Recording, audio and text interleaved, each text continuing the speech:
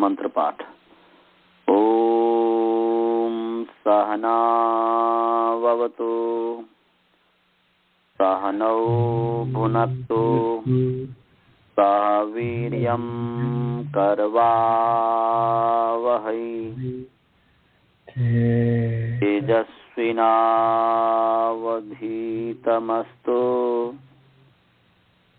मा विद्विषावहै। ओम शांति शांति शांति। चलिए जी, सादर नमस्ते। आप सभी का संस्कृत कक्षा में वर्णोच्चारण शिक्षा में स्वागत है। हमारा जो प्रसंग था वह यम के संबंध में था। यमों का स्वरूप और यमों की जो संख्या है इस पर विचार कर रहे थे कि यम क्या चीज है।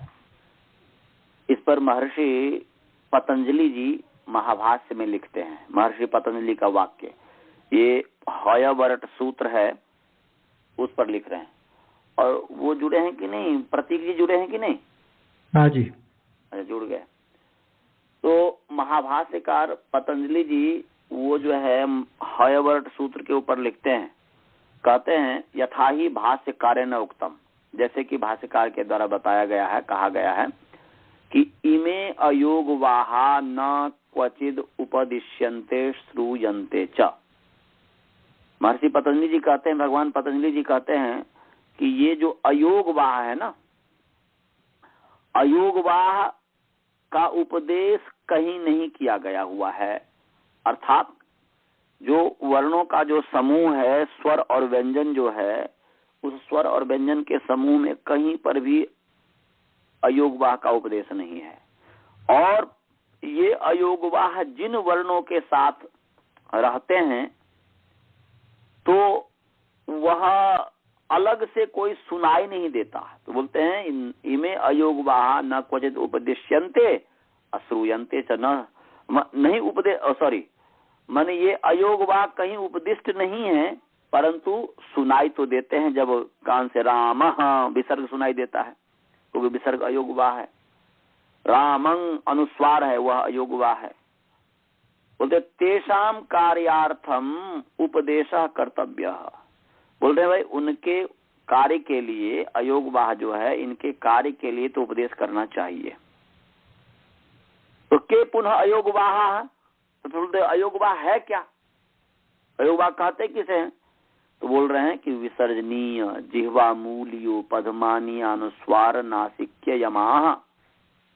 बोल रहे हैं कि अयोगवाह क्या है, अयोगवाह कितने हैं?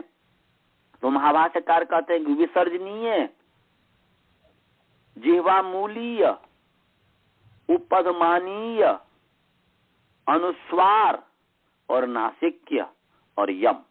तो कितने हो गए जी? विसर्जनीय जिह्वा मूलीय उपदमानीय अनुस्वार नासिक्य यम, 6 हो गए।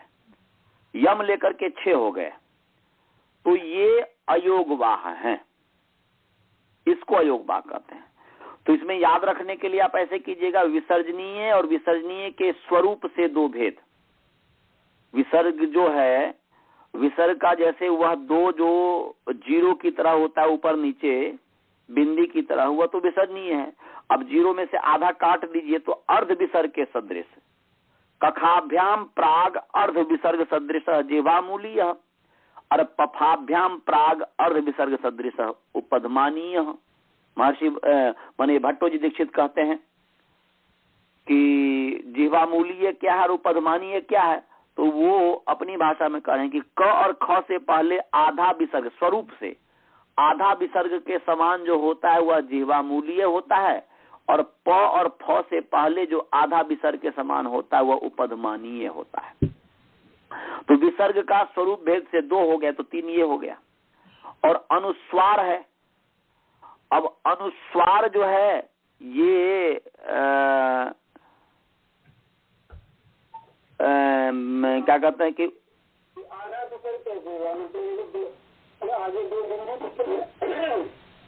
अर्ध विसर्ग जो हुआ सुमन जी, अर्ध विसर्ग, जैसे आप बड़ा सा 2 लड्डू की तरह जीरो बनाइए, बड़ा सा लड्डू जीरो बनाइए, 2 ऊपर और नीचे बना दिए आप, और बनाने के बाद बीच से आधा व्यास दे दीजिए, जो रेखा है बीच से रेखा खींच दीजिए, जिसको व्यास कहते हैं गणित की भाषा में, बीच से रेखा खींच दीजिए। खींच दिया दोनों में खींच दिए। अब जो खींचे हैं ऊपर वाले को एक अंगूठे से बंद कीजिए और नीचे वाले में सबसे नीचे वाले उसको बंद कीजिए, तो आधा विसर्ग के समान हुआ कि नहीं? एक ऊपर की तरफ एक नीचे की तरफ, माने एक आधा जो गोल है, आधा चांद के ऊपर की तरफ, आधा चांद नीचे की तरफ। जब चंद्रमा का आधा करेंगे तो अर्धचंद्र होगा कि नहीं? तो अर्धचंद्र को जैसे 2 कटोरी है, एक बॉल है, बॉल को आधा आधा करेंगे, दोनों को आपस में उल्टा कर देंगे तो आधा बॉल हुआ कि नहीं? तो ऐसे ही यहाँ पर विसर्ग हो गया, पूरा जो जीरो है ऊपर और नीचे वो विसर्ग हो गया। उसको जब आधा करके उल्टा, जब एक दूसरे के उल्टा अपोजिट कर देंगे तो अर्ध विसर्ग हुआ कि नहीं? अब समझ में आ गया? हाँ, तो विसर्जनीय, जिह्वामूलीय, उपपदमानीय, अनुस्वार, नासिक्य, नासिका से जो वर्ण बोले जाते हैं, नासिक्य और यम, ये जो है अयोगवाह है। ये कौन कहते हैं? महर्षि पतंजलि जी कहते हैं। तो यहाँ पर अब नासिक्य है, अब यहाँ पर ये है नासिक्य, तो नासिक का मतलब जो नासिका से बोला जाता है, तो नासिक के वर्ण से क्या लिया जाए? अब ये प्रश्न है। तो नासिक से तो यदि कर वर्ग का पंचम वर्ण लेंगे तो वो तो वर्ग के अंतर्गत आगे से, नासिक से वो तो लिया नहीं जाएगा, वो तो लिया नहीं जाएगा। तो अब नासिक से क्या क्या लिया जाए? तो पीछे आपको याद होगा कि पीछे हमने पढ़ाया था, बताया था कि कुछ व्यक्ति नासिक का कहते हैं हुंग, हु और ऊपर चंद्र बिंदु जो है उसको कहते हैं नासिक के वर्ण, तो वो चंद्र बिंदु ही हुआ, तो नासिक से अनुनासिक ले लिए ऐसा। और यम जो है, अब यम यहाँ पर, अब ये जो विसर्जनीय, जिह्वामूलीय, उपपदमानीय, अनुस्वार, नासिक और यम, ये जो कहा, तो अभी से पता नहीं चल रहा है, गिना तो दिया कि ये सब यम है, परंतु अब नासिक की क्या है, यम क्या है, ये समझ में नहीं आ रहा है। फिर आगे करें कि कथम पुनः अयोगवाहा, फिर बोलते अयोगवाह वह कैसे हैं, उसको अयोगवाह क्यों कहते हैं? विसर्जनीय, जिह्वामूलीय, उपपदमानीय, अनुस्वार, नासिक और यम को अयोगवाह क्यों कहते हैं? क्या कारण है कि इसका नाम अयोगवाह है? तो उत्तर में कह रहे हैं कि यद अयुक्ता वहंती उपदिष्टाश्च श्रूयन्ते, बोल रहे हैं कि यद अयुक्ता वहंती, अयोगवाह इसलिए कहते हैं क्योंकि ये बिना युक्त हुए ही कार्य वहन करते हैं, कार्यम वहंती, कार्यानि वहंती। अयुक्ता माने अयुक्ता, बिना युक्त हुए, अर्थात वर्ण के साथ, वर्ण में इसका नहीं पढ़ा हुआ है, अयोगवाह। तो अयो माने अयुक्ता, तो योगम ये न वहंती, अर्थात योग माने सूत्र, अण रीलृक एओंग अयौ छय बट लन यमंगनम झबई घड़ दस जब गढ़ दस खप छठ चढ़तब कपय सर हल, ये जो 14 सूत्र है, माहेश्वर जो सूत्र है या पाणिनि जी का जो प्रत्याहार जो सूत्र है, ये जो प्रत्याहार सूत्र है इसमें इनका योग नहीं है, परंतु बिना योग हुए ही कार्य वहन करते हैं। और उपदिष्टाश्च, बिना योग किए, बिना युक्त हुए ये उपदिष्ट है और सुनाई देते हैं, इसलिए इसको अयोगवाह कहते हैं। इस पर जो है भट्टोजी दीक्षित, ओहो गड़बड़ हो गया, भट्टोजी दीक्षित जो है इस पर कुछ कहते हैं। मेरे पास जो इसमें था वो ये है, मैं कंप्यूटर से पढ़ा रहा था, कंप्यूटर में पूरा नहीं है, मैं अभी ला रहा हूं। आप लोग जो है इस पर आपको यदि कोई चर्चा करनी है तो आप अभी पूछ लीजिए। ये चाबी कहाँ है जी? चाबी कहाँ? आप लोगों को अभी तक मैं जो बताया, महाभाष्य का जो शब्द बताया, वो आप पूछ लीजिए। कोई शंका है इसमें? हाँ, अरुण बोल रहा हूँ। हाँ बोलिए जी। अभी आपने बताया कि विसर्ग, जिह्वा मूलीय, उपदमानीय, अनुस्वार, अनुनासिक और यम, इनको अयोग हुआ, इसलिए कहते हैं कि इनका उपदेश नहीं किया गया इसमें।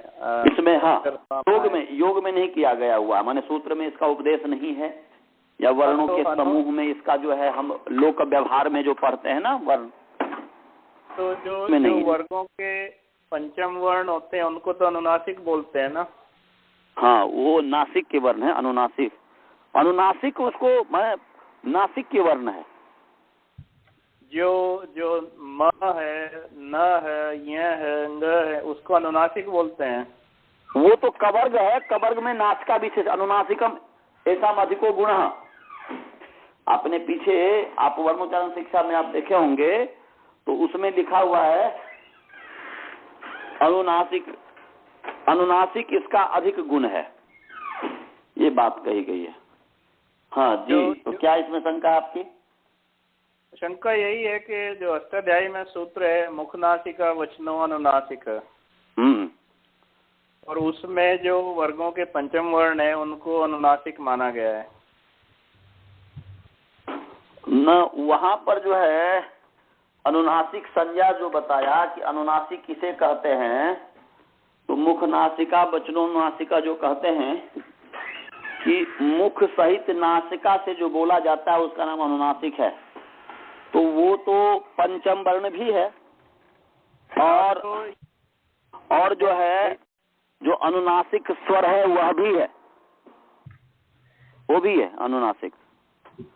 हाँ, तो मैं वही बोल रहा हूँ कि उनका तो वर्णों में उपदेश है, और यहाँ भी ये बोल रहे हैं कि इनको अयोग भाव बोला जाता है क्योंकि इनका उपदेश नहीं है। तो इसी से पता चलता है ना कि वहां पर नासिक का मतलब वो नहीं है ना, पंचम वर्ण नहीं है ना।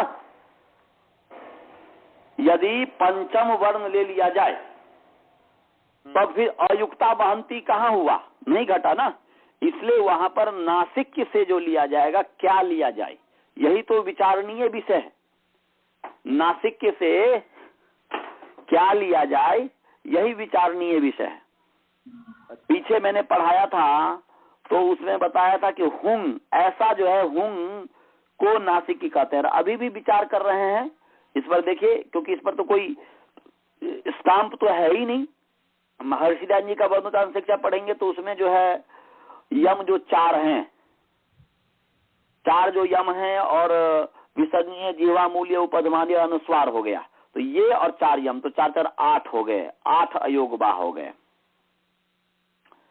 मतलब ऐसा कर रहे हैं। और यहाँ पर जो है विसर्जनीय, जिह्वा मूल्य, उपधमानीय, अनुस्वार, नासिक्य और यम 6 हो गए। तो यम कितने हैं मैं नहीं कर रहा। आप नासिक्य बोल रहे हैं, लेकिन महाभाष्य में तो अनुनासिक्य लिखा है। नहीं, अनुस्वार नासिक्य है मेरे पास जो है, मैं जो देख रहा हूँ इसमें लिखा है विसर्जनीय, जिह्वा मूल्यो, पद्मानीयानुस्वार, नासिक्य यमाह। ये है वर्ड सूत्र पर, महाभाष्य पर देखिए। मैं देख रहा हूँ, उसी में देख रहा हूँ। हमारे पास जो है उसमें तो लिखा हुआ है विसर्जनीय, जिह्वा मूल्यो, उपदमानीयानुस्वार, अनुस्वारानुनासिक्य यमाह। अच्छा, अनुस्वार रा दे दिया। यस, अनुस्वारानुनासिक्य यमाह। अनुस्वारानु मन अनु है, अनुस्वारानुनासिक्य यमाह, ऐसा लिखा है ना। हाँ, ऐसा लिखा है। अच्छा, हमारे पास जो है उसमें अनुस्वार नासिक्य यमाह ऐसा है। कोई बात नहीं, तब भी कोई ऐसी बात नहीं। अनुनासिक्य वर्ण यहाँ पर नासिक्य दिया हुआ है हमारे पास जो है। आपने जो डाउनलोड किया होगा उसमें है ना। हाँ, तो उसमें आपका यह, परंतु कोई ऐसी बात नहीं है हमारे पास। उसमें मैं हार्ड कॉपी जो उसमें भी मैं देख लूंगा, चाहे वो अनुनासिक की कहें या नासिक की कहें। तो यहाँ पर अनुनासिक की यदि कहें, माने अनुनासिक की कहें या नासिक की कहें, तो वह नासिक की नहीं है जिसका, क्योंकि यहाँ पर जो कह रहे हैं कि यद अयुक्ता वहंती, ये इसमें नहीं घटेगा। यदि वह अनुनासिक के लिया जाए, जो क्या कहते हैं कि जो नमा इत्यादि यदि लिया जाए, तो फिर तो सुनाई दे रहे हैं, अयुक्त कहाँ है? वो तो ऐसा है, हो ही नहीं सकता। इसी पर तो हम विचार कर रहे हैं। अभी तो इसका ये कहा कि भाष्यकार ने किसको अयोगवाह कहा है, तो इसमें गिना दिया कि विसर्जनीय, जीवा, मूल्य, उपधमानीय, अनुस्वार, नासिक और यम, ये जो है अयोगवाह है। कथम पुनः अयोगवाह? ये अयोगवाह क्यों है भाई? तो बोलते हैं यद अयुक्ता वहंती, जो अयुक्त होकर वहन करते हैं। उपदिष्टा च श्रूयन्ते, और उपदिष्ट होता हुआ सुनाई देता है, उसका नाम है ये। इस पर जो भट्टोजी दीक्षित कहते हैं, अपि च भट्टोजी दीक्षित ही अपियुक्तम, बोल रहे हैं कि भट्टोजी दीक्षित ने कहा है अयोगवाह के संबंध में, बताया कि अयोगवाह किसको कहते हैं। तो उन्होंने वो कह रहे हैं कि अविद्यमानो योग, ध्यान से सुनेंगे या लिखना चाहे तो लिख सकते हैं। भट्टोजी दीक्षित का ये है, भट्टोजी दीक्षित लिख रहे हैं कि अविद्यमानो योग प्रत्याहारेषु संबंधो येषाम ते अयोगा। ये हयवर्ण सूत्र के ऊपर महाभाष्य की व्याख्या कर रहे हैं। भट्टोजी दीक्षित ने महाभाष्य के ऊपर भी व्याख्या की है, पूरी की व्याख्या की या कुछ की व्याख्या की पता नहीं, परंतु वर्तमान समय में जो है पुस्तक एक महाभाष्य के ऊपर एक स्वतंत्र टीका है, जैसे कि प्रदीप और उद्योत का है, नागेश का है और प्रदीप का है। ऐसे ही महाभाष्य के ऊपर स्वतंत्र जो व्याख्या है भट्टोजी दीक्षित का, जिसका नाम है शब्द कौस्तुभ। तो शब्द कौस्तुभ में हयवर्ण सूत्र पर वो लिख रहे हैं कि अयोगवाह किसे कहते हैं। जैसे महाभाष्यकार अयुक्ता अयोगवाह, ये जो कहें कि अयुक्ता यद अयुक्ता वहंती ते अयोगवाह उपदिष्टा च श्रूयन्ते, और उपदिष्ट होकर के सुनाई देते हैं। तो भट्टोजी दीक्षित यहाँ पर अयोगवाह की व्याख्या कर रहे हैं, बोल रहे हैं अविद्यमानो योगो येषाम। अयोग में अ का अर्थ है अविद्यमान, योग माने योग, और येषाम तो अविद्यमान योग येषाम ते अयोगा, ये बहुब्री समास हो गया। तो योग माने प्रत्याहारेषु संबंध, योग का मतलब क्या हुआ? प्रत्याहारेषु संबंध। अविद्यमान है प्रत्याहारों में संबंध जिनका, वो हो गया अयोगा। अयोगा का मतलब क्या हुआ जी? अविद्यमान योग, अविद्यमानो योग इक्वल टू प्रत्याहारेषु संबंध। अयोगवाह का निर्वचन जो है अयोगा में अ माने अविद्यमान, अविद्यमानो, योगा माने प्रत्याहारेषु संबंध या संबंधो येषाम। अविद्यमानो योग अर्थात प्रत्याहारेषु संबंधो येषाम, जिन वर्णों का प्रत्याहारों में संबंध नहीं है उसका नाम है अयोगा। और इसी बात को यहाँ पर ये कह रहे हैं कि अयुक्ता वहंती, जो युक्त न होकर के वहन होते हैं करते हैं। तो कहाँ पर युक्त नहीं है? तो प्रत्याहारों में युक्त नहीं है। कि योग का अर्थ मैंने बताया था कि योग माने सूत्र, और सूत्र माने क्या? ये जो प्रत्याहार सूत्र है, माहेश्वर जो सूत्र है ये, तो प्रत्याहारों में जिन वर्णों का संबंध नहीं है माने अविद्यमान है, उनको कहते हैं अयोगा। अयोगा का अर्थ समझ गए जी? सभी व्यक्ति आप लोग समझ गए अयोगा का मतलब? जी आचार्य जी। अच्छा जी। लेकिन आचार्य जी ये आप कहते हैं कि वो प्रत्याहार सूत्रों में उनका संबंध नहीं है, लेकिन हयवर्ण तो है वो सूत्रों में ना। हयवर्ण सूत्र है ना, परंतु हयवर्ण सूत्र पर तो व्याख्या किए हैं। बोल रहे हैं कि अयोगवाह को कहाँ माना जाए, तो हयवर्ण सूत्र करें कि अट के अंतर्गत मान लो। यदि अट के अयोगवाह को यदि अट प्रत्याहार के अंतर्गत नहीं मानोगे तो उरा केण, उरा पेण इत्यादि की सिद्धि नहीं हो पाएगी। तो उरा केण, उरा पेण, तो वहां पर जो उपधमानीय और जिह्वा मूल्य और उपधमानीय जो है, उरह पेड़ में जिह्वा मूल्य उपधमानीय और उरह केड़ में उपधमानीय क्या कहते हैं, जिह्वा मूल्य है, कौप बाद में है, इसलिए तो वहां पर नौ को नौ करने के लिए कह रहे हैं कि अट के अंदर में मान लो। वहां पर बहुत बड़ा महाभाष्य में डिबेट है, वहां पर जो है शास्त्रार्थ है कि कहाँ माना जाए इसको। तो अट के अंदर में हयबट सूत्र से अट प्रत्याहार बनता है, तो अट के अंदर में इसको मान लिया जाए, है तो नहीं उसमें। तो अयोगाह का अयोगवाह का मतलब क्या हुआ, अयोगवाह कहते किसे हैं, तो बोल रहे हैं कि जिनका प्रत्याहार सूत्रों में संबंध नहीं है, अर्थात प्रत्याहार सूत्रों में नहीं दिखाई देता है। कहने का अभिप्राय है नोपदिष्टा, उपदिष्ट नहीं है या सुनाई नहीं देता है, तो अयोगा हो गया। समझ में आया जी?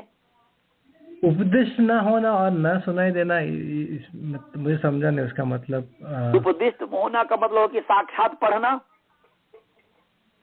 और सुनाई देना का मतलब है कि जो मैं आपको बोल रहा हूं, जैसे मैं बोला रामम, तो आपको रामम सुनाई दे रहा है कि नहीं? तो आपको उन रील के एवं आपने याद किया है, आप कहीं पर भी दिखा दो लिखा हुआ कि जीवा विसर्जनीय, जीवा मूल्य, उपधमानीय जितने भी हैं अयोगवा, उनमें से कोई हो, कहीं है प्रत्याहार सूत्र में? अच्छा अच्छा अच्छा, ऐसे, ओके। प्रत्याहार सूत्र में कहीं है? नहीं है। नहीं, समझा। सुनाई भी नहीं दे रहा है, सुनाई दे रहा है? नहीं। जब है ही नहीं तो सुनाई कहां से देगा? तो इसीलिए अयोगा माने अविद्यमानो योग, अर्थात प्रत्याहारेषु संबंधो येषाम, जिनका संबंध प्रत्याहारों में नहीं है उसको कहेंगे अयोगा। तो ये जो विसर्जनीय, जिह्वा मूल्य, उपधमानीय, अनुस्वार, अनुनासिक्य या नासिक्य और यम, इनका जो प्रत्याहार में संबंध नहीं है, प्रत्याहार में नहीं सुनाई दे रहा है, प्रत्याहार में जो है वह नहीं है, प्रत्याहार में इनका संबंध नहीं है, इसीलिए ये जो अयोग हुए, ये क्या हुए जी? अयोग हुए, ते अयोगा। और फिर बोलते हैं अनुपदिष्टत्वात् उपदिष्टैः अगृहत्वाच्च प्रत्याहार संबंध शून्य इत्यर्थ।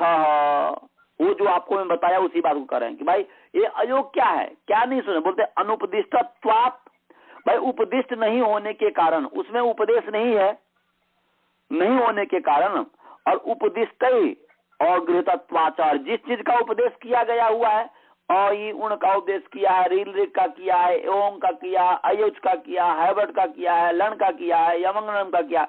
अरे जो प्रत्याहार सूत्र में उपदेश है, तो जिसका उपदेश किया गया उससे उसका ग्रहण नहीं होता है। एक तो अनुपदिष्ट है, उपदिष्ट नहीं है, और जो उपदेश किया गया उससे ग्रहण नहीं होता है, तो प्रत्याहार संबंध शून्य, माने उपदिष्ट के द्वारा गृहित न होने से प्रत्याहार के साथ संबंध शून्य, माने प्रत्याहार से के संबंध से शून्य है, इसलिए अयोगा है। और आगे कह रहे हैं, वाह का अर्थ कर रहे हैं कि वाहयंती निर्वाहयंती प्रयोगम इति वाहा, परंतु प्रयोग को जो है वाहयंती निर्वाहित करते हैं। प्रयोग जो है जब हम उच्चारण करते हैं, जब व्यवहार करते हैं, तो व्यवहार में इसका प्रयोग होता है, प्रयोग का वहन करते हैं, कार्य का वहन करते हैं। तो प्रयोगम वहंती योगम वहंती, दो माने यहाँ पर अयोग वाह में योग का संबंध अ के साथ भी जोड़िएगा और योग का संबंध वाह के साथ भी जोड़िएगा। ध्यान रखेंगे कि एक जगह योग का अर्थ हो गया संबंध और दूसरी जगह योग का अर्थ होगा कि प्रयोगम। तो अयोगा, जैसे देहली दीपक न्याय है ना जी, देहली दीपक न्याय में क्या होता है, दीपक को बीच में देहली के ऊपर रख दो तो बाहर भी प्रकाश जाएगा और भीतर भी प्रकाश जाता है। ऐसे ही अयोग वाह में जो योग शब्द है, उस योग का प्रकाश वाह के साथ भी है और योग का प्रकाश अ के साथ भी है। अ के साथ योग होगा तो अयोगा हो गया। इसको कहते हैं तंत्र, इसका नाम है तंत्र। तंत्र का मतलब क्या होता है जी? तंत्र माने वो जादू टोना नहीं, जो तंत्र उसके ऊपर कर दिया वो तांत्रिक व्यक्ति है, वो तंत्र यहाँ पर नहीं है। तंत्र का मतलब है कि सकृत उच्चारितत्वे सती अनेकार्थ बोधकत्वम तंत्रत्वम। बोलते हैं सकृत उच्चारितत्व सती, बोल रहे हैं कि एक शब्द का हमने उच्चारण किया और उस एक शब्द से अनेक अर्थ का बोध हो तो उसको कहते हैं तंत्र। कवि लोग जो हैं, विद्वान लोग जो हैं, तंत्र करते हैं। अब जैसे मान लो कि जब कोई एक विद्वान हो गया, राजनीति वाले भी बहुत तंत्र करते हैं। राजनीति वाले क्या है, वाक्य बोलेंगे कुछ, उसका अर्थ बहुत कुछ निकलता है, वहां पर अर्थ बहुत कुछ निकलता है। तो यहाँ यदि हम वाक्य एक बोले और अनेक अर्थ का बोध हो जाए, उसका नाम तंत्र है। तो ऐसे ही जैसे हलंत्यम सूत्र पर जो है महर्षि पाणिनि ने तंत्र किया है, ऐसे बहुत जगह तंत्र किया हुआ है। ऐसे ही यहाँ पर भट्टो जी दीक्षित जो व्याख्या कर रहे हैं उसकी अयोगवाह की, तो योग में तंत्र है, माने 2 योग पढ़ा हुआ है। और बोधा जो है उसको 2 समझता है या 2 बार उच्चारण करता है। योग योग माने अयोग योग वाह, तो एक योग का संबंध हो गया अ के साथ, एक योग का संबंध हो गया वाह के साथ। तो अयोग का जो अर्थ हुआ तो कि न अविद्यमान योग ये शाम, माने प्रत्याहारेषु संबंध ये शाम, जिनका प्रत्याहार में संबंध नहीं है उसको अयोगा कहते हैं। और फिर जो दूसरा योग है उसका वाह के साथ, वाह माने वाहयंती, निर्वाहयंती, वहन करते हैं, प्रयोगों का वहन करते। तो योगम माने योगम वाहयंती, माने योगों का वहन करते हैं, कार्य का वहन करते हैं, प्रयोग का वहन करते हैं। उच्चारण में उच्चारण जब करते हैं तो ये सुनाई देता है, रामं गणानाम त्वा गणपति गुं हवामहे, प्रियाणाम त्वा प्रियपतिं हवामहे, निधीनाम त्वा ओम द्यौ शांतिरंतरिक्षं, सुनाई दे रहा है। तो कहने का अभिप्राय है कि कह रहे हैं कि प्रयोगम वाहयंती निर्वाहयंती इति वाहा। अब जो कर्मधारय समास हो गया, अयोगाश्च अयोगाश्च ते वाहाश्च, अयोग भी है और वाह भी है। वो प्रयोग जो है प्रयोग का भी वहन करते हैं, इसलिए अयोग वाह हो गया। तो ये कर्मधारय समास करते हैं। ऐसा जो है इस तरीके से शब्द कौस्तुभ में हय वरट सूत्र के ऊपर भट्टो जी दीक्षित कहते हैं, महाभाष्य के ऊपर जो स्वतंत्र व्याख्या है उसके ऊपर मतलब ये करते हैं। इसलिए कह रहे हैं कि यमा अपि अयोगवाह इत्युक्ते, यमा कुछ पूछना है जी? सुमन जी आपको कुछ पूछना है?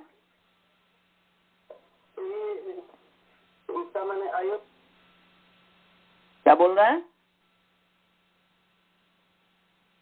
हेलो,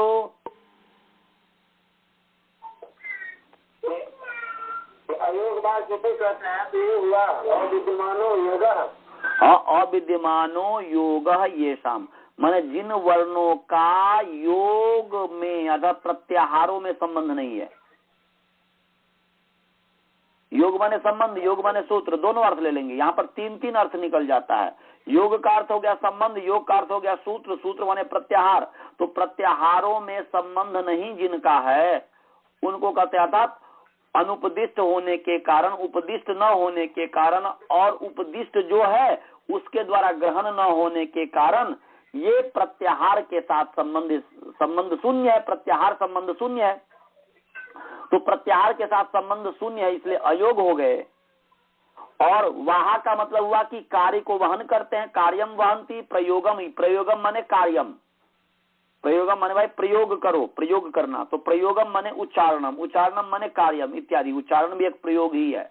तो प्रयोग का वहन करता है, निर्वाहित करते हैं, इसलिए वाह हो गया। और फिर अयोग भी वही है, जैसे काला सांप, काला भी वही है, सांप भी वही है। ऐसे ही ये विसर्जनीय, जिह्वा मूल्य, उपधमानीय, अनुस्वार, नासिक और यम, ये जो है अयोग भी हैं और वाह भी हैं, कार्य भी वहन करते हैं, इसलिए अयोग वाह हो गए, कर्मधारय समास हो गए। इस पर और विचार कीजिएगा। आप लोग समझिए जी, आप जितने भी अनंत जी, अरुण जी, सब समझ में आया सभी को? ये मैं व्युत्पत्ति जो किए हैं इन्होंने, भट्टो जी दीक्षित ने जी।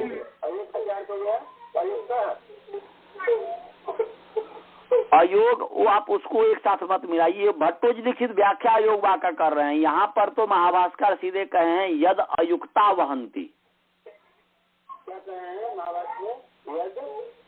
अयुक्ता वहंती, यद अयुक्ता वहंती, वहंती वहंती वहंती, यद अयुक्ता वहंती उपदिष्टा च श्रूयन्ते ते अयोगवाह। अयोगवाह की व्याख्या करते हैं। आप लोगों को समझ में आया जी अयोगवाह किसको कहते हैं? हाँ जी,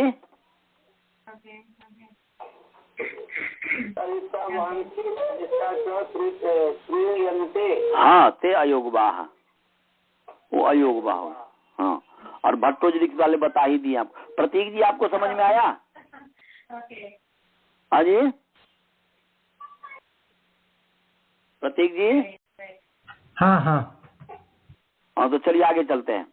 तो बोलते यमा अपि अयोगवाह, यम भी वाह है इति मने इत्युक्ते यमा उपदिष्टेभ्य ककारादि वर्णेभ्य भिन्ना इति अवधेयो अयम अत्र। तो यम भी अयोगवाह है। तो इससे क्या पता चला कि ऐसा कहने पर जो यम जो है उपदिष्ट जो क ख ग घ इत्यादि वर्ण हैं उनसे भिन्न होना चाहिए यम, ये वो नहीं होना चाहिए जिसको मर्जन जी कहते हैं कि वर्णांतर नहीं हो सकते, तो उनको पता नहीं।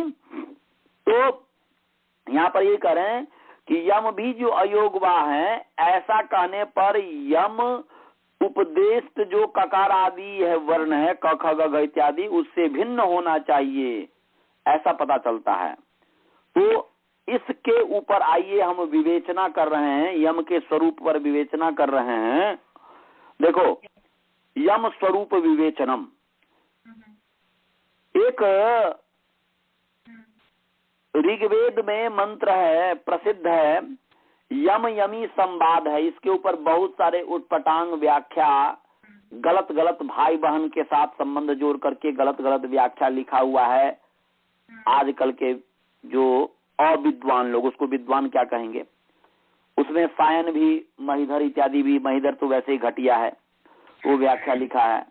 तो यम यमी इति प्रसिद्ध ऋक सूक्त वशाद यम शब्दों व्यर्थ वाचक संजाता। बोल रहे हैं कि ऋग्वेद में जो सूक्त है, ऋग्वेद में जो मंत्र है, यम यमी का प्रकरण है, तो बोलने की यम यमी इति प्रसिद्ध ऋक सूक्त वशात, ये जो प्रसिद्ध सूक्त है उसके कारण यम शब्द दो अर्थ का वाचक है, द्व्यर्थ वाचक है। हाँ जी, कुछ पूछना है?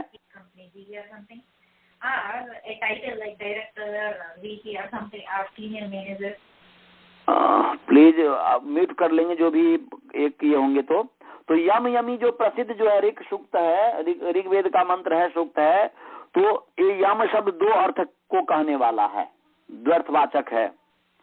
तो बोल रहे हैं कि यहाँ पर भी यत्रापि द्वाभ्याम वर्णाभ्याम उत्पद्यमानत्वम एवं यमानाम यमत्वम, बोल रहे हैं कि यहाँ पर भी जी जो तो ऋग्वेद का वैसे बस उसके साथ जोड़ रहा है केवल कि दो अर्थ का वाचक है, द्व्यर्थ का वाचक है ये यम यमी के संबंध में जो बताया। तो ऐसे ही यहाँ पर जो दो वर्ण हैं, द्वाभ्याम वर्णाभ्याम उत्पद्यमानत्वम एवं यमानाम यमत्वम, माने दो वर्णों से, दो जो वर्ण है, दो वर्णों से ये उत्पद्यमानत्व है, ये उत्पन्न होता है, यही यमों का यमत्व है। यम का यमत्व क्यों है जी?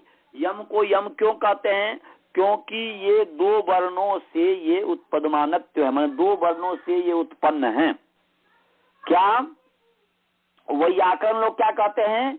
कखाभ्याम वर्णाभ्याम यमा उत्पद्यन्ते इत्यत्र वैयाकरण ब्रुवन्ति। बोल रहे हैं कि काभ्याम वर्णाभ्याम, जो क जो वर्ण है, दो जो क वर्ण है, क, इन दो क वर्णों से यम उत्पन्न होते हैं, ऐसा वैयाकरण लोग कहते हैं। जैसे कि सिद्धांत कौमुदी में बताया, सिद्धांत कौमुदी में क्या बताया कि वर्गे स्वाद्यानाम चतुर्नाम पंचमे परे मध्य यमो नाम पूर्व सदृशो वर्ण, ये सिद्धांत कौमुदीकार कर रहा है कि वर्गों में जो आद्य चार वर्ण है, वर्ग क्या हो गया? कवर्ग, चवर्ग, टवर्ग, तवर्ग, पवर्ग, ये वर्ग हो गया। इनमें से आद्य चार क्या है? क ख ग घ च छ ज झ ट ठ ड ढ त थ द ध प फ ब भ। ये तो क ख ग घ च छ ज झ, ये जो आद्य जो चार वर्ण हैं, इन चार वर्णों का पंचमे परे पांचवा वर्ण माने ङ ण न म, ये जो पांचवा वर्ण है, वर्गों का जो पांचवा वर्ण है वो बाद में हो, तो उसके मध्य में चार वर्ण जो हैं, इनमें से पंचम वर्ण के परे रहते बीच में जो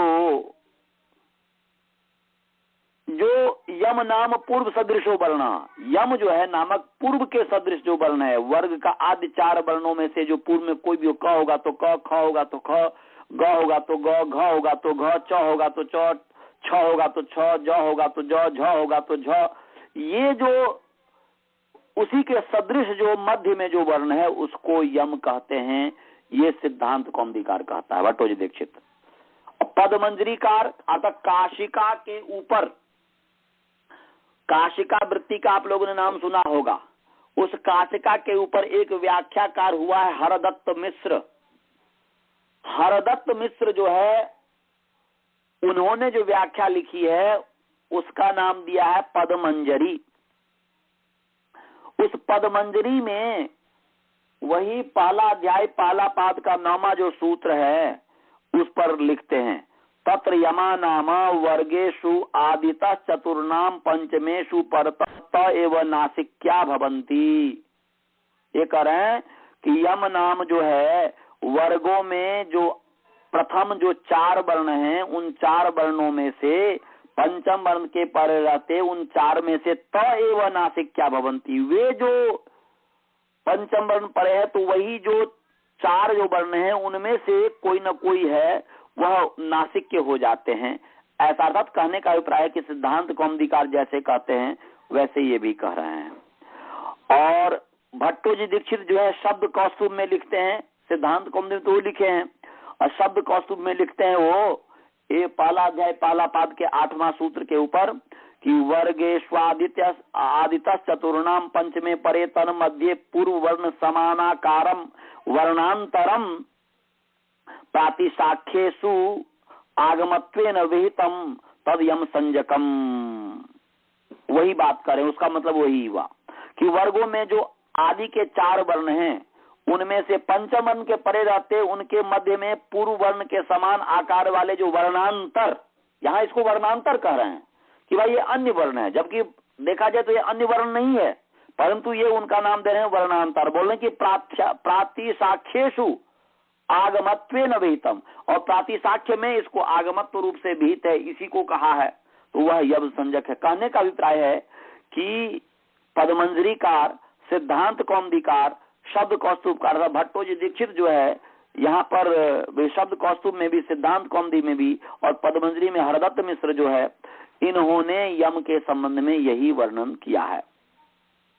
परंतु अब आगे कह रहे हैं कि तेच यमा, और वे जो यम है कुंग खुंग गुंग घुंग इति प्रसिद्धा। ये जो यम है किस रूप में प्रसिद्ध है? तो कुंग खुंग गुंग घुंग रूप में प्रसिद्ध है।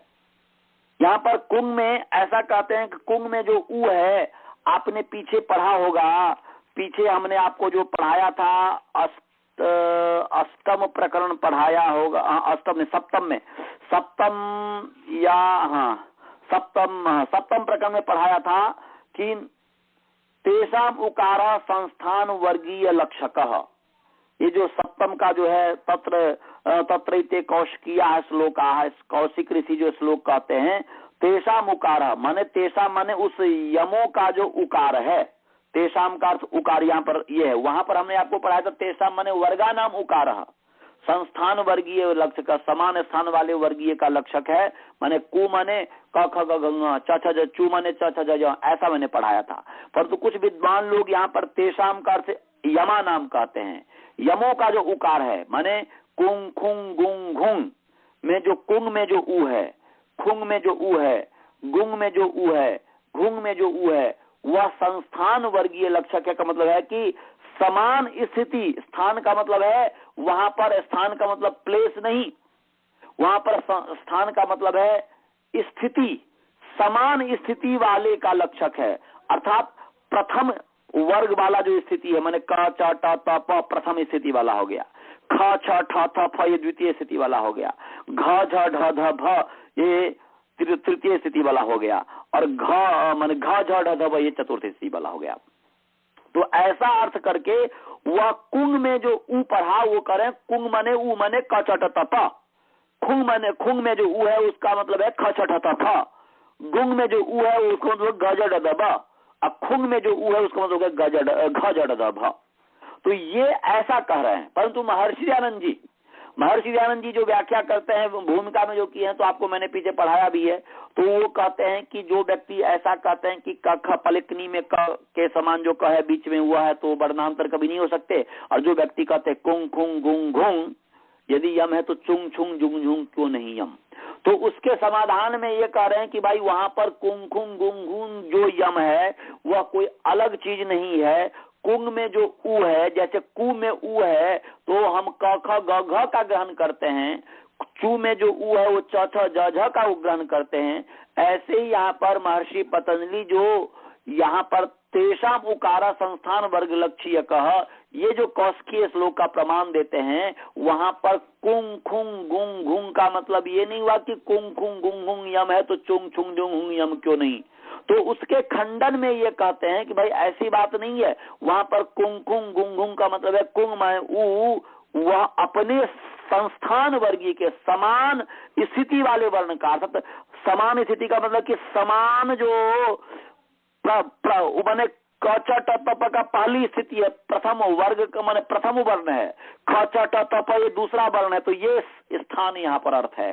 तो इसलिए कह रहे हैं कि क च ट त प ये कुंग का मतलब हुआ, खुंग का मतलब हुआ ख छ ठ त फ, गुंग का मतलब हुआ ग ज ड द ब, घुंग का मतलब हुआ घ झ ड द ब, ऐसा कहते हैं। तो कहने का अभिप्राय है कि कुंग खुंग गुंग घुंग और जो भट्टोजी दीक्षित या पद्मंजलिकार जो कहते हैं सबका मतलब एक ही है, ऐसा कह रहे हैं कि ते चयमा कुंग खुंग गुंग घुंग इति प्रसिद्धा, वो प्रसिद्ध हैं।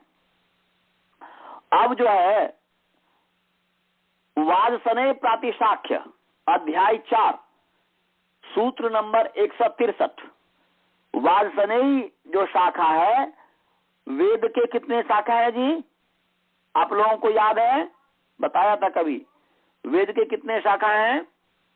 1131 1131 माने नहीं 1131 नहीं है, हाँ 1131 ठीक है, 1131।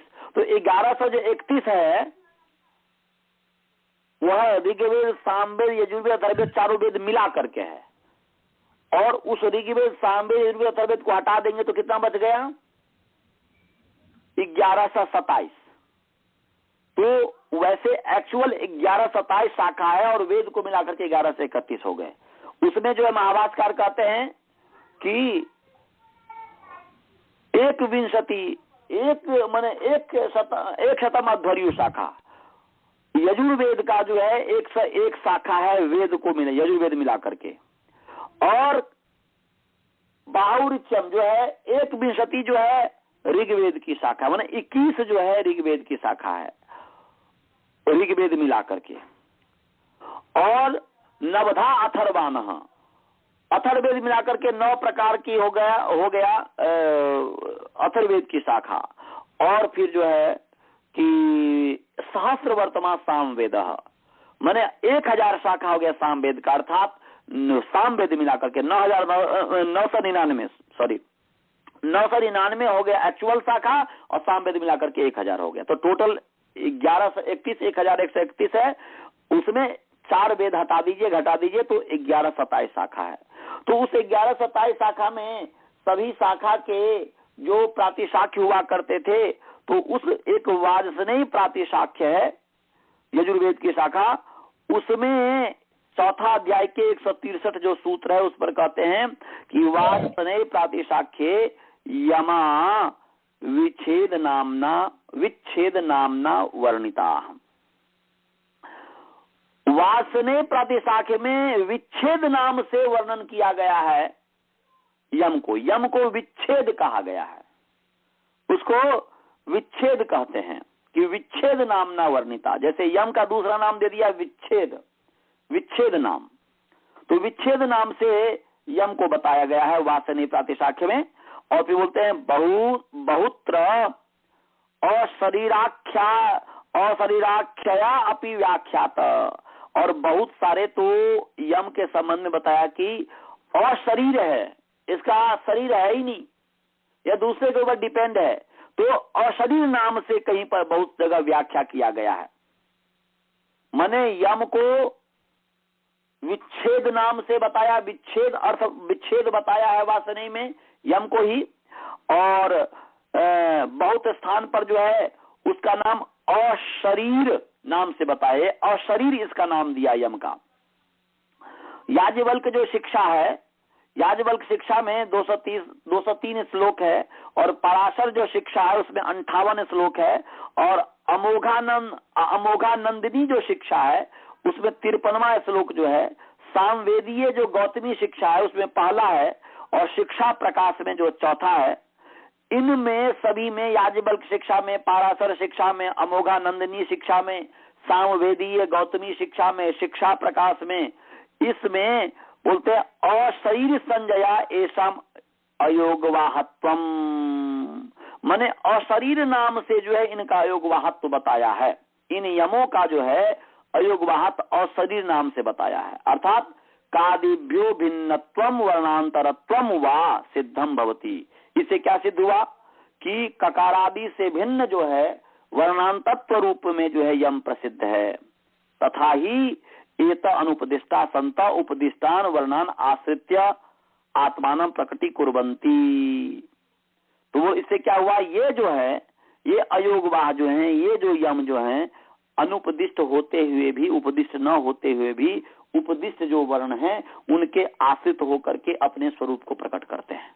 ये जो यम वर्ण है, और अयोगवाह का भी यही स्थिति है, अयोगवाह में भी वही है। तो अयोगवाह क्या है, अयोगवाह उपदिष्ट न होते हुए भी उपदिष्ट जो वर्ण है उसका सहारा लेकर के अपने स्वरूप को प्रकट करते हैं, अयोगवाह। तो इसी को चारायणीय शिक्षा जो है, अध्याय जो है 1 में है, पहला अध्याय है, उसमें कहते हैं अनुस्वारो विसर्गश्च कलपाठ प्लूतायमा जिह्वा मूल मुपद्मा च षोडशैते पराश्रया अशरीरास्तु ये वर्णा विज्ञेयास्तु पराश्रया अन्यम वर्णम समाश्रित्य दर्शयन्ति निजम वपु। ये बोल रहे हैं कि अनुस्वार, विसर्ग, कलपाठ, प्लूत, यम, जिह्वामूलीय, उपदमानीय, ये बोल रहे हैं कि ये जो 16 हैं, इसमें अनुस्वार, विसर्ग, प्लूत, यम और माने कलपाठ, प्लूत, यम, जिह्वामूलीय और उपदमानीय, ये सब मिलाकर के वैसे दिख रहा है स्वरूप से 1 2 3 4 5 6 7, परंतु नहीं, यम के जो भेद हैं 4 भेद हैं। ऐसे कल पाठ करके ये जो दिया होगा, वो चारणीय शिक्षा को देखेंगे कि भाई कल पाठ का मतलब क्या है, या आगे इसमें होगा तो बताऊंगा। तो ये जो है बता रहे हैं कि 16 जो है ये दूसरे के ऊपर आश्रित हैं, और ये वर्ण जो अशरीरा तो ये वर्ण अशरीर हैं, बिना शरीर वाले हैं, और विजयास्तु पराश्रया, और दूसरे के आश्रित जाने जाते हैं। अन्यम वर्णम समाश्रित्य दर्शयन्ति निजम वपु, दूसरे वर्ण का आश्रय लेकर के अपने स्वरूप को, अपने शरीर को प्रकट करता है, अपने स्वरूप को प्रकट करता है। ये 16 जो हैं, इसको अर्थात ये 16 मानते हैं। अयोगवाह जो है 16 है, ऐसा चारणा माने चारायणीय शिक्षा में बताया, क्योंकि जब दूसरे के ऊपर आश्रित होगा तो इसका मतलब कि वर्णों में उसको उपदेश नहीं दिया है, तो बोल रहे हैं कि 16 जो है पराश्रय हैं, दूसरे के ऊपर आश्रित हैं, ये अशरीराह हैं, इनका अपना स्वयं माने जैसे स्वतंत्र रूप से जैसे शरीर होता है इस तरीके से दिखता नहीं है वर्ण में, इसलिए अशरीरा इसका नाम इन्होंने दे दिया। इसको जानना कि ये अशरीर जानना चाहिए, ये पराश्रय है, दूसरे वर्ण का आश्रय लेकर के अपने स्वरूप को प्रकट करते हैं। तो ये इसमें बताया है। अब समय हो गया है, इस पर फिर जो है अगले सप्ताह इस पर और विचार करेंगे। अभी 2 पन्ना और बाकी है, 1 2 3 4 5 पृष्ठ और है इसके ऊपर। तो इस पर और मतलब ये करेंगे आप लोग मोटे रूप से, तो आप लोग समझ गए हैं कि क्या क्या लोग यम मानते हैं। उसका कोई निश्चित ये नहीं है कि यही है, तो कुछ का तो निश्चय है, जैसे कि विसरणीय पता है, जिह्वामूलीय पता है, उपधमानीय पता है, अनुस्वार पता है। परंतु नासिक्य और यम, इसके संबंध में विचार है हमें करना है। तो आगे और इस पर विचार करेंगे कि नासिक्य शब्द से क्या है, क्या लिया जाता है। वैसे हमें जहां तक याद है, मैंने आपको पढ़ाया था कि हुंग जो है उसको नासिक्य कहते हैं, एक विशेष संज्ञा दे दिया, हुंग की नासिक्य संज्ञा। तो उसमें अब हुंग को क्यों कहा, उस पर भी आगे चर्चा करेंगे। कोई प्रश्न है तो पूछिए, नहीं तो मंत्र पाठ करते हैं। कोई प्रश्न तो नहीं है ना? नहीं आचार्य जी। तो चलिए मंत्र पाठ।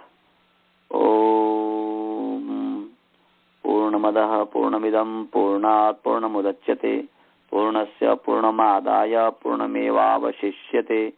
ओम शांति शांति शांति। सभी को सादर नमस्ते जी। नमस्ते। नमस्ते। तो आप